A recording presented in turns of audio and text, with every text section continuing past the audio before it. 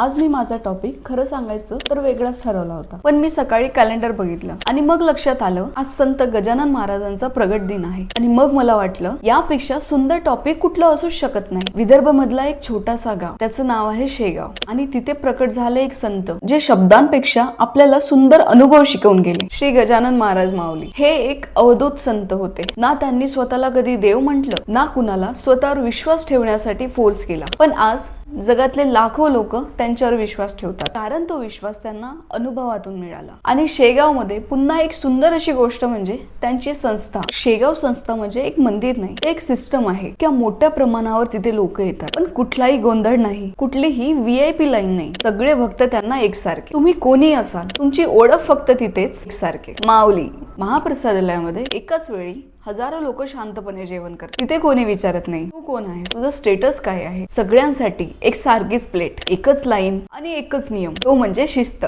भक्त निवास असो, वारकरी निवास असो किंवा विसावा, सगळीकडे एकच गोष्ट कॉमन आहे: सिंपल लिव्हिंग, क्लीन सिस्टम आणि रिस्पेक्ट. तुम्ही कितीही थकले असाल, तुम्हाला तिथे आराम मिळतो. तुम्ही कन्फ्युज असाल, तुम्हाला तिथे शांती मिळते. आणि संत गजानन महाराज आपल्याला काय शिकवून गेले? त्यांनी कुठले मोठे उपदेश दिले नाही, फक्त त्यांनी दिल्या छोट्या गोष्टी: श्रद्धा, सबुरी आणि सेवा. आज शेगाव संस्था जे काही आहे या 3 शब्दावर उभा आहे. आजचा व्हिडिओ फक्त इतकाच. भेटूया आपण उद्याच्या व्हिडिओमध्ये. जय गजानन माऊली.